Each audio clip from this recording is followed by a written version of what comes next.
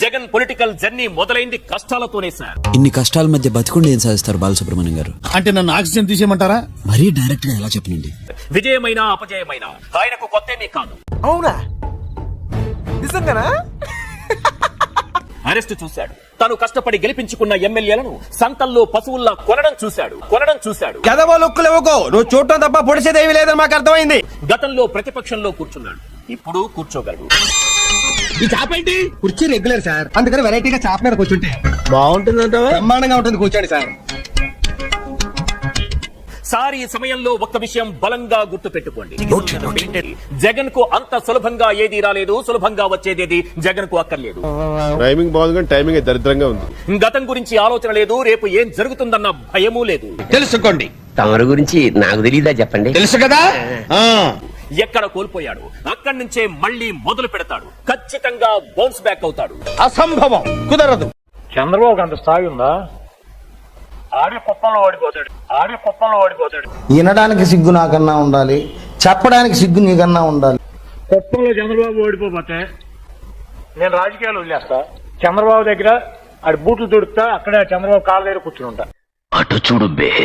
Andhra Pradesh assembly ఎన్నికల ఫలితాల్లో భాగంగా చిత్తూరు జిల్లా కుప్పం నుంచి పోటీ చేసిన తెదేపా అధినేత చంద్రబాబు నాయుడు ఘన విజయం సాధించారు. కుప్పంలో చంద్రబాబు ఓడిపోతే ఆడి బూట్లు తుడుతా, అక్కడే చంద్రబాబు కాళ్ళ దగ్గర కూర్చుని ఉంటా. అయినా ఈ గెటప్ నీకు కరెక్ట్ గా సెట్ అయ్యిందిరా. సరిగ్గా కాన్సన్ట్రేట్ చేస్తే రోజు 1000 రూపాయలు వర్కౌట్ అవుతుంది. కాబట్టి మాట పెద్దని చెప్తాను, నువ్వు ఇలాగే ఫిక్స్ అయిపోరా. ఈ కృష్ణా జిల్లాలో గానీ రాష్ట్రంలో వైఎస్ఆర్ కాంగ్రెస్ పార్టీ యాక్టివ్ గా ఉండేటువంటి లీడర్స్ పైన ఉద్దేశపూర్వకంగా దాడులు చేస్తున్నారు. Flash back. నా ఇంటికి నీ ఇల్లు అంత దూరం, నీ ఇంటికి నా ఇల్లు అంత దూరం. ఆ రోజు వస్తే నువ్వో నేను తేల్చుకున్నావు, వదిలేస్తావు అనుకుంటున్నావా? జనరల్ గా చెప్పాను రా, నేను సీరియస్ గా తీసుకున్నాను. చూస్తాం. అధికారంలోకి వచ్చి ఎవరిని వదలం. ఏంట్రా నువ్వు చేసేది నా బొచ్చు. A few moments later.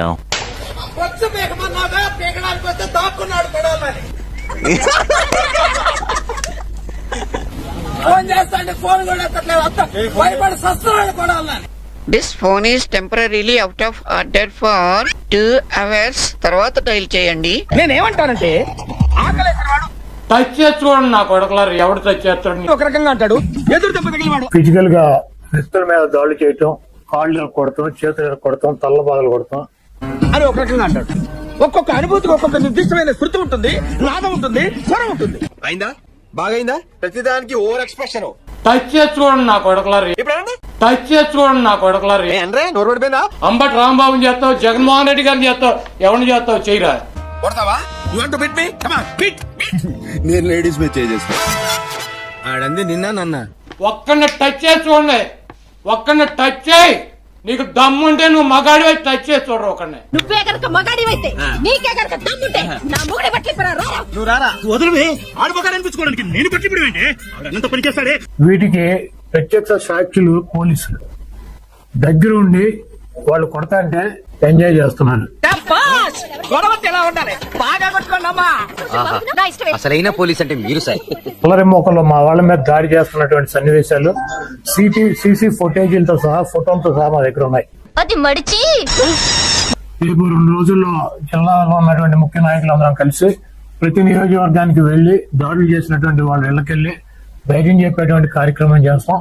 భయపడకూడదు, నేనున్నాను. అలాంటి వాడు వేరా. గుడివాడలో అసలు అక్కడికి వెళ్ళగలను మొగాడు ఎవడు? చంద్రబాబు గారు వెళ్ళాడు. ఇప్పటికి వాళ్ళు ఏం వెళ్తారు అక్కడికి? గుడివాడ నా కన్వెన్షన్ వెళ్ళాలంటే నేను చచ్చినాక వెళ్ళగలరు, ఇంక్లూడింగ్ చంద్రబాబు గారు కూడా. రుకో జరా, సబర్ కరో. 20 ఏళ్ల తర్వాత కొడాలి నాని ఓడిపోయారు. ఎన్నికల్లో ఓడిపోతే రాజకీయ సన్యాసం చేస్తారంటూ ప్రకటించిన నాని మాట నిలబెట్టుకోవాలంటూ తెలుగుదేశం యువత కొడాలి ఇంటి వద్ద ఆందోళనకు దిగారు. అంటాము చేసేస్తామా? కొడాలి నాని ఇంటిపై రాళ్లు, గుడ్లు విసిరారు. ఇలాంటి నగరాల వల్లే మన తెలుగు వాళ్ళు పరుపోతుంది. పోలీసులు తోసుకుంటూ నాని ఇంట్లోకి వెళ్లేందుకు యత్నించిన వారిని పోలీసులు అడ్డుకోవడంతో ఇరు వర్గాల మధ్య తీవ్ర వాగ్వాదం చోటు చేసుకుంది.